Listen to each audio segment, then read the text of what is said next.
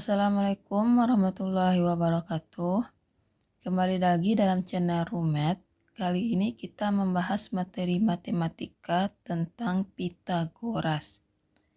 Sebelum kita lanjut ke materi tentang Pitagoras, ada beberapa materi-materi dasar yang perlu kita pahami agar nanti kita lebih mudah untuk mengerjakan soal-soal pada materi Pitagoras. Materi dasar ini berupa kuadrat dan akar.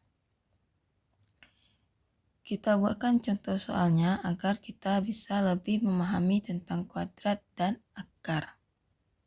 Mari kita bahas dulu beberapa soal tentang kuadrat dan akar agar kita bisa mengingat kembali tentang pelajaran kuadrat dan akar yang sudah pernah kita pelajari dulu.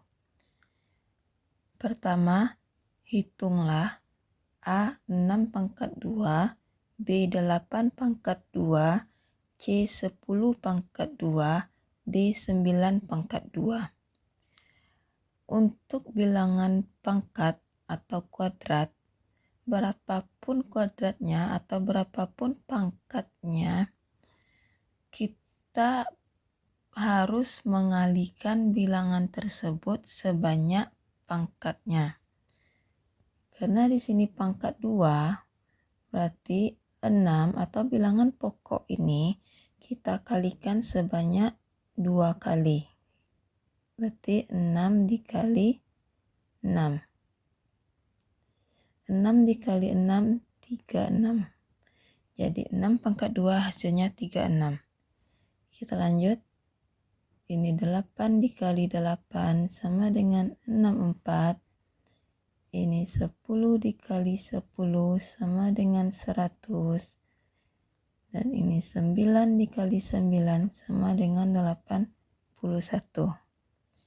Jadi konsep dari bilangan berpangkat atau bilangan kuadrat, kita mengalihkan bilangan pokok. Bilangan pokok kita ada 6, 8, 10, dan 9. Sebanyak kuadrat. Kuadrat itu 2, berarti 2 kali. Atau jika pangkatnya lebih dari 2, kita mengikuti bentuk pangkatnya. Jika pangkatnya 3, berarti 6-nya 3 kali. 6 kali 6 kali 6. 8 kali 8 kali 8. Jika pangkatnya 3. Begitu juga jika pangkatnya lebih dari 3. Karena ini kuadrat atau pangkatnya cuma 2, maka kita mengalihkan 2 kali. 6 kali 6 kali 6. Setelah memahami kuadrat atau perpangkatan, sekarang kita lanjut ke bentuk akar. Soal nomor 2, carilah akar kuadrat dari 144 dan 900. Untuk mencari akar ini, berarti kita meletakkan bilangan pokok ke dalam bentuk akar. Seperti ini. Ini bentuk akar dan ini bilangannya. Akar dari 144. Untuk mencari akar 144, maka kita butuh angka yang apabila kita kalikan dengan angka yang sama, menghasilkan bilangan yang kita cari ini. Contohnya seperti ini. Di sini bilangan terakhirnya adalah 4. Bilangan terakhir kita adalah 4. Dari 144, bilangan terakhirnya 4. Kita cari bilangan apa saja yang apabila kita kalikan 2 kali hasilnya 4. Yaitu angka 2. Maka di sini kita buat 2 dikali 2. 2 kali 2 itu 4. Karena posisi ini adalah bilangan terakhir, maka 2-nya juga kita letakkan sebagai bilangan terakhir. 2 kali 2, 4. Untuk 2 bilangan di depan, karena ini ratusan, maka kita cuma butuh 1 bilangan lagi yang akan kita letakkan di depan angka 2 ini. Karena hanya 1 bilangan, kita boleh memulai dari bilangan terkecil atau angka terkecil. Kita mulai dengan angka 1. Ini cuma kita coba-coba. Kita mulai dengan angka 1. Kita kalikan ini. Kita kalikan 12 dikali 12 sama dengan. Kita kalikan ini. Kalau saya lebih suka mengalikannya, ambil angka belakang ini, angka genapnya saja, yaitu angka 10. Berarti 12 dikali 10 itu 120, kemudian ditambah sisanya ini dari 10 tadi ada 2, 12 dikali 2 yaitu 224. Tinggal kita jumlahkan 120 ditambah 24 yaitu 144. Maka angka 1 yang kita taruh di depan ini bernilai benar untuk mendampingi angka 2. Jadi akar dari 144 ini adalah 12. Nah, untuk mengalihkan ini tadi, teman-teman atau adik-adik boleh mengalihkannya memakai metode deret ke bawah. Ini hanya sekedar menguji apakah angka 1 yang kita letakkan di depan 2 tadi itu kalau dikalikan benar hasilnya 144 atau tidak gitu. Jadi bagaimana kalau angkanya bukan 1? Kalau kita kalikan 12 kali 12 ini tidak menemukan hasil yang sama dengan bilangan di sini, maka angka 1 ini boleh kita ganti dengan angka 2. Kemudian kita kalikan lagi. Jika masih belum ketemu dengan angka yang kita butuhkan, kita ganti lagi menjadi angka 3. Ingat, yang boleh diganti itu hanya angka yang di depannya. Angka yang di belakangnya tetap. Karena ini kita sudah ambil dari yang terakhir ini. Semoga bisa dipahami. Kita lanjut ke soal yang B. Di bagian B ini ada 900. Kita buatkan akarnya. Kemudian 900 ini angka berapa dikali berapa yang hasilnya 900. Sekarang ini ada angka 0. Ada 2 buah angka 0. Jika bertemu dengan 2 buah angka 0 pada bilangan akar, maka kita tinggal meletakkan masing-masing nolnya di bagian belakang. Seperti ini tadi, kita letakkan 2, kalau ini kita letakkan 0. 0 dikali 0, 0. Untuk 9 ini, tinggal kita cari seperti ini tadi. 9 itu bilangan berapa dikali berapa yang hasilnya 9. Dengan syarat bilangan itu sama. Ini tadi kan sama kan, 12 dikali 12 bilangannya sama. Kemudian ini juga kita cari untuk 9 itu bilangan yang sama kita kalikan hasilnya 9 adalah 3 dikali 3. Ya kan? 3 kali 3 hasilnya 9. Berarti tinggal kita letakkan di sini 3, di sini juga 3. Maka akar dari 900 itu adalah, maaf ini salah, maka akar dari 900 itu adalah 30. Akar 144 12, akar 930. Kita lanjut ke bagian yang ketiga atau ke contoh soal yang ketiga. Pada bagian yang ketiga ini disebutkan bahwa berapakah hasil dari A akar 10 kuadrat dikurang 6 kuadrat, yang B akar 12 kuadrat ditambah 16 kuadrat. Kita selesaikan masing-masingnya. Akar 10 kuadrat dikurang 6 kuadrat. Masih dalam tanda akar. Kita selesaikan yang 10 kuadrat ini berapa? 10 kuadrat berarti 10 dikali 10. 10 kali 10 100 dikurang 6 kuadrat berarti 6 dikali 6 yaitu 36. Kita selesaikan masih dalam tanda akar. 100 dikurang 36 itu adalah 64. Baru kita cari seperti soal yang nomor 2 tadi. 64 ini bilangan berapa dikali berapa yang hasilnya 64. Kalau kita ingat lagi perkalian dasar 1 sampai 10, maka 64 ini dapat kita temukan pada 8 kali 8. Maka akar dari 64 itu adalah 8. Jadi hasil dari 10 akar 10 kuadrat dikurang 6 kuadrat adalah 8. Kita lanjut ke soal yang kedua. Masih dalam tanda akar. 12 kuadrat itu kalau kita kalikan berarti 12 dikali 12. Kita akan menemukan angka 144 ditambah 16 kuadrat berarti 16 kali 16 256. Kita jumlahkan masih dalam tanda akar, yaitu hasilnya menjadi 400. 400 ini kita kalikan bilangan berapa dikali berapa yang hasilnya 400. Karena ini 2 nol, maka sama dengan tadi, langsung kita letakkan 0. 4 ini kalau kita cari angkanya, maka akan menemukan 2 dikali 2. Sehingga akar dari 400 itu 20. Akar 12 dikuadratkan ditambah 16 kuadrat sama dengan 20.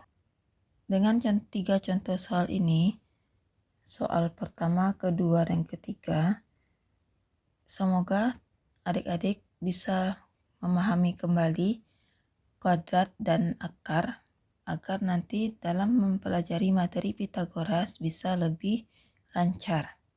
Sekarang kita lanjut ke materi Pitagorasnya. Pertanyaan dasar yang keluar ketika kita mempelajari sebuah materi Pitagoras adalah Pitagoras itu asal katanya dari mana sih? Gitu. Jadi dari pertanyaan asal kita atau pertanyaan awal kita, pasti kita ingin tahu kata Pitagoras itu berasalnya dari mana. Jadi untuk adik-adik yang baru mempelajari materi Pitagoras, adik-adik harus tahu bahwa Pitagoras itu adalah seorang ahli matematika kebangsaan Yunani. Jadi, kenapa materi kita dinamakan Pitagoras? Karena ada seorang ahli matematika yang namanya Pitagoras. Dan si Pitagoras ini yang berasal dari Yunani melakukan sebuah penelitian. Dalam penelitiannya, ia mengatakan atau menemukan suatu pernyataan, suatu rumus, yaitu kuadrat panjang sisi miring suatu segitiga siku-siku adalah sama dengan jumlah kuadrat panjang sisi-sisi yang lain. Nah, ini nih yang kita batasi dengan tanda kutip ini, inilah yang akan menjadi rumus dalam materi Pitagoras. Karena si Pitagoras ini menemukan rumus ini, maka rumus yang dia temukan ini kita beri nama atau dihargai dengan menamainya sesuai nama dia yang menemukan, yaitu Pitagoras. Oke, sampai sini pembahasan tentang kata atau nama Pitagoras itu cukup kita pahami. Selanjutnya kita masuk ke materi atau rumus dari Pitagoras. Kata yang ini akan kita rubah menjadi rumus matematikanya. Dalam rangkaian kata dari si Pitagoras tadi, disebutkan satu kunci untuk rumus Pitagoras, yaitu segitiga siku-siku. Yang ini, segitiga siku-siku. Jadi, rumus Pitagoras hanya berlaku untuk segitiga siku-siku. Selain segitiga siku-siku, maka rumus Pitagoras tidak bisa digunakan. Adik-adik harus paham, harus mengingatnya bahwa rumus Pitagoras hanya berlaku untuk segitiga siku-siku. Kemudian segitiga siku-siku itu yang mana? seperti apa, bentuknya seperti apa. Dari gambar ini, gambar yang sudah kita perlihatkan ini adalah contoh-contoh dari segitiga siku-siku. Mengapa segitiga ini dikatakan siku-siku? Karena pertemuan antara dua buah garis pada segitiga tersebut membentuk sudut siku-siku. Sudut siku-siku itu nilainya adalah 90 derajat. Kenapa harus siku-siku? Ya karena pernyataan Pythagoras tadi menyebutkan bahwa dikatakannya kuadrat panjang sisi miring suatu segitiga siku-siku adalah sama dengan jumlah kuadrat panjang sisi-sisi yang lain. Berarti si Pythagoras ini melakukan penelitian hanya pada segitiga siku-siku. Bukan hanya pada, tapi memfokuskan dan menemukan rumus ini itu hanya cocok untuk segitiga siku-siku. Sementara untuk segitiga yang lain, rumus ini tidak bisa berlaku. Dan ini juga kita temukan sudut siku-sikunya 90 derajat. Di sini juga.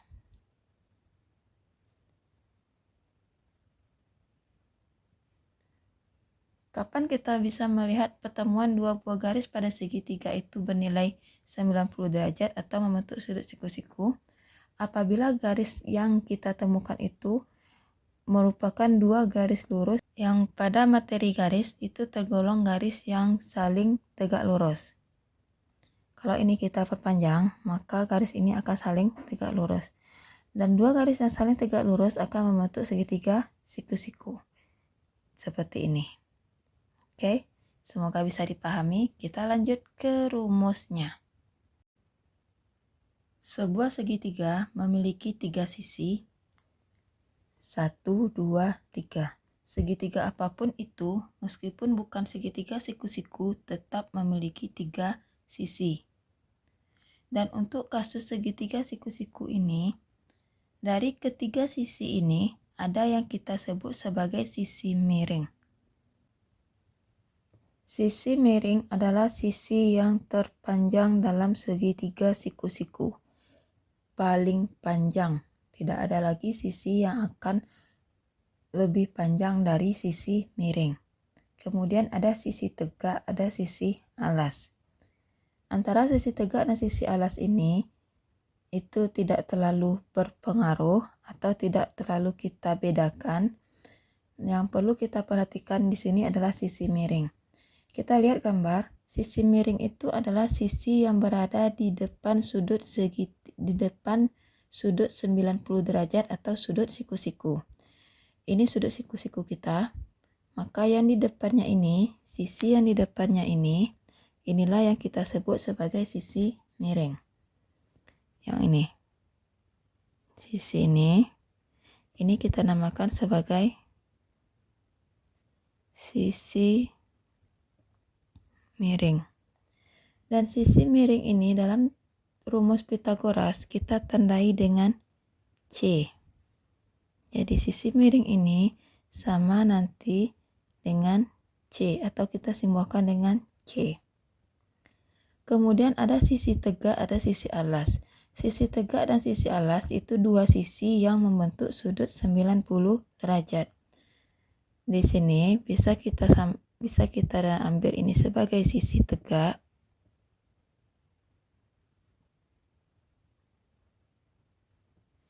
Dan yang ini sebagai sisi alas.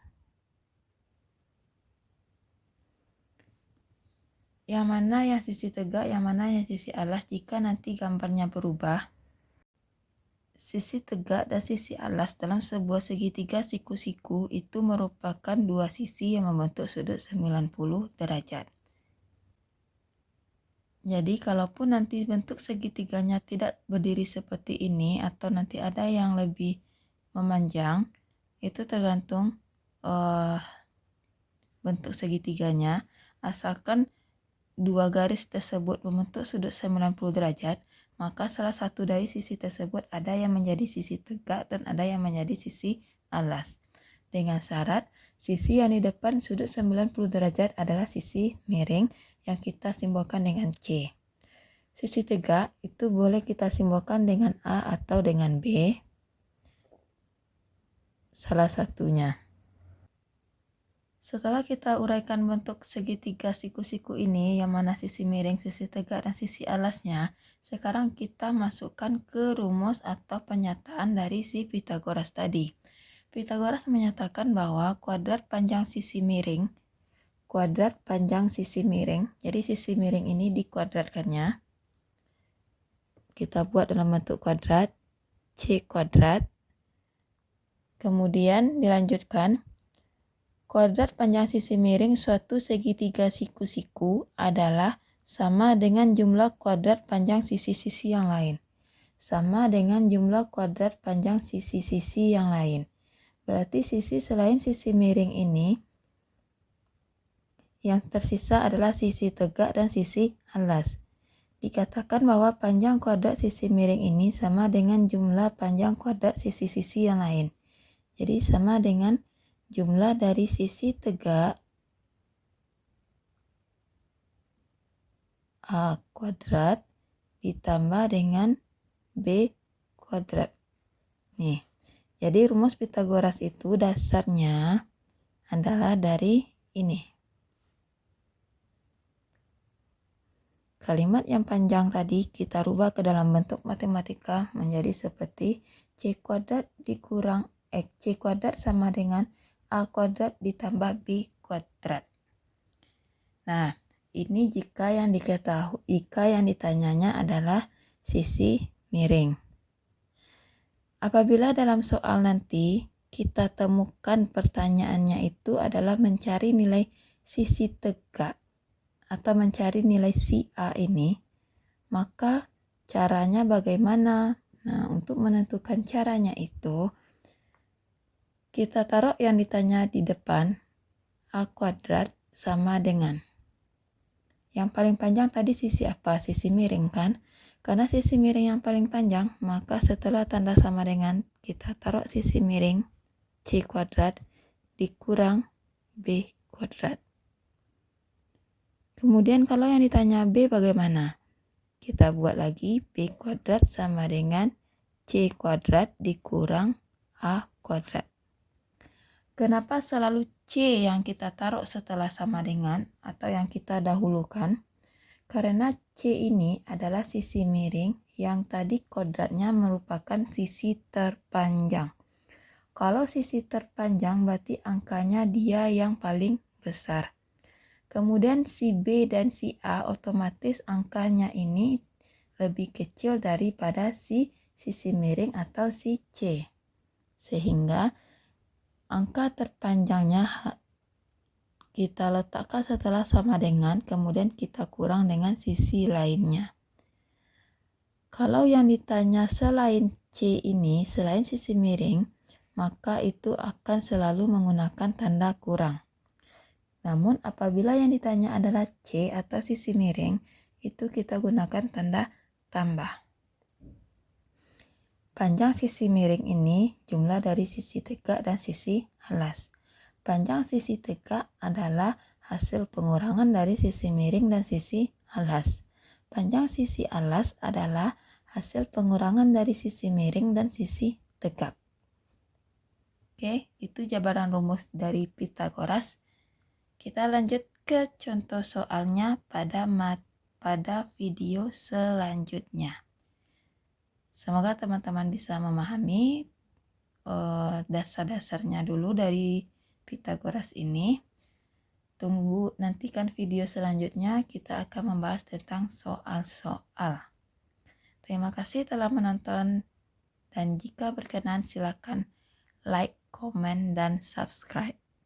Assalamualaikum warahmatullahi wabarakatuh.